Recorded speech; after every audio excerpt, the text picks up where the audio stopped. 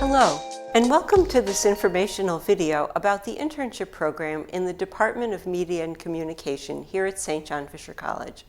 I'm Dr. Lauren Vicker, Professor and Director of the Internship Program.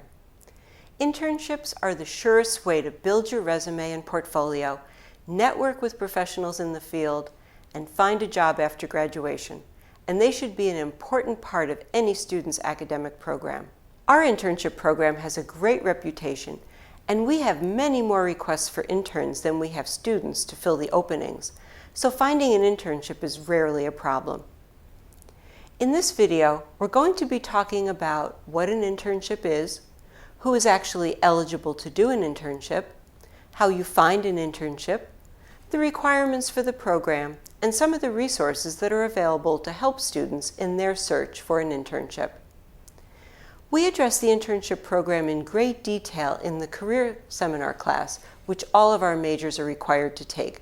But hopefully this video will give you a good overview of our program and how it works. What is an internship? An internship is the surest route to finding a job in your field after graduation. We require that you do professional level work experience similar to what you might do in an entry-level position after graduation.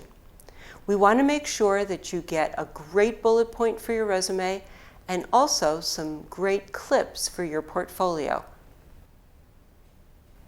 In order to do an internship for credit, you must be a junior or senior communication major, which means that you have completed 60 credit hours. You need to be a declared major in media and communication, digital cultures and technologies, or media management. We also have a GPA requirement, which is 2.75 overall. Now, if your GPA is at least 2.5, you can write an appeal for permission to do an internship for credit. Please note that we do not allow internships for first semester transfer students or for communication minors. Looking for an internship is great practice for looking for a job after graduation because the process is so similar. You are responsible for finding your own internship, but there is a lot of help and support. The first step is to make sure that you have what we call an employer-ready resume. Most students start working on that during their communication career seminar, and we also want to make sure that you go to the Career Center and meet individually with a career counselor to be sure that your resume has absolutely no errors and sells you and your skills and abilities as best you can for prospective employers. So once you've got your resume ready to go, it's time to do some research on different kinds of internships. A great place to start is looking at the website of the Department of Media and Communication, where we have a listing of current internships. There are also internships listed on the Career Center's website, Career Zone. And you can also use evaluations that former interns have done of their internship program. You're not limited to these, but they're a great place to start. We recommend that you identify at least 2 to 3 places where you would like to investigate the possibility of interning. Contact those places and set up an interview. The reason for doing that is it gets your foot in the door to just see what different work environments are like. And you have an opportunity to see what supervisors are like, the different coworkers that you might have, and also have an opportunity to ask, what kinds of work might I be doing and what sorts of things might I get for my portfolio? Once you've done your interviews and you're ready to accept an internship, you should always check with me before you do that, just to be sure that the internship is truly a good fit for you and your skills and abilities, as well as fitting the requirements of our academic program. Students often ask, what is a good time to look for an internship? And we recommend that you start looking roughly 2 to 3 months before you're ready to begin the internship. However, if you're looking for an internship that's out of town or an internship that's very competitive, you may want to start earlier than that. And many sites have listings on their own websites about when interns should start to apply.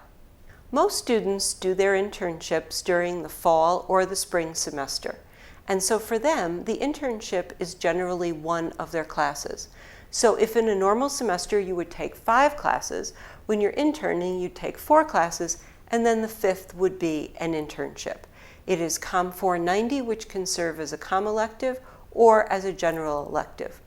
We also have COM 491, which is a summer internship, and that's available for 1 credit. So for students who don't want to pay for 3 credits or are unable to pay for 3 credits, but they need to do a credit internship in the summer, we offer COM 491, and I can talk to you in more detail about that if you're interested in a summer internship. The first thing you need to do is you need to sign up for COM 490 or 491 if it's the summer, and then you're going to complete a contract with your supervisor. And the contract should be done before you begin your internship hours, or it can be done on the first day.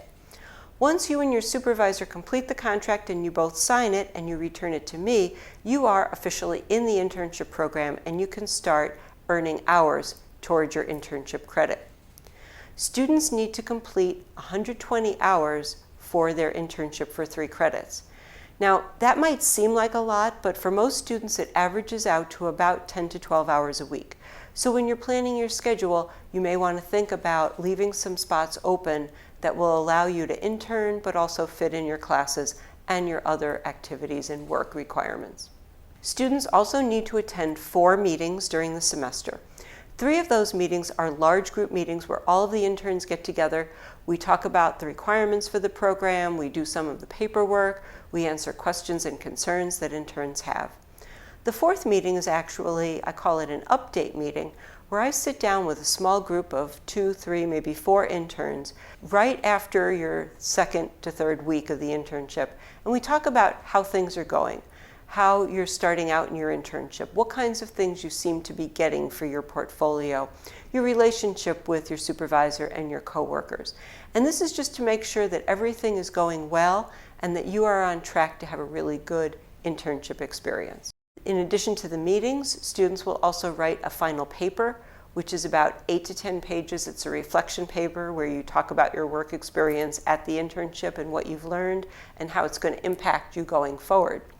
Students also complete a portfolio of work that they have done at their internship.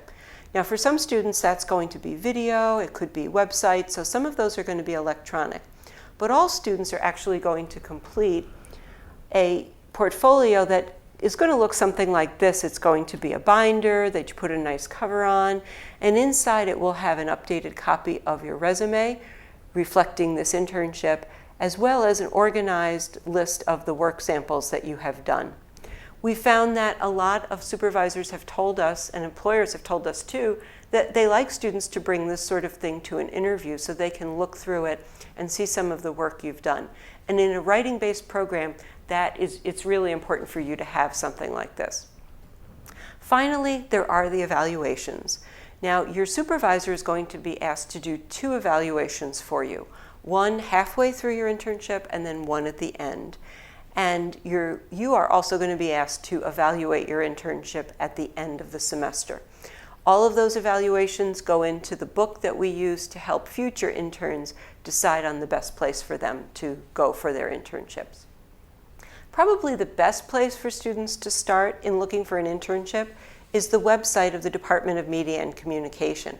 And that's because the internships that are listed there are either places where Fisher students have gone before and have had good experiences, or where people have contacted us and asked specifically for a Fisher intern. And you'll note that a lot of the supervisors are alumni of our program, which is just a really nice perk. You can also look on the Career Center website, Career Zone, and they have a list of internships. Be advised that not all of those are appropriate for academic credit, so always check with me before you accept an internship that you are interested in if you get it from a place other than from our website. You can also use all of your own contacts and resources that you want, so you are not limited to these listings. They're just a really good place to start. And again, we have the book of evaluations that students have done where they describe their internship experiences and give recommendations for students who are thinking about interning in that place.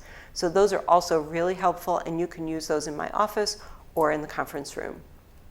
For more information about internships or the internship program in the Department of Media and Communication, please feel free to contact me, Dr. Lauren Vicker.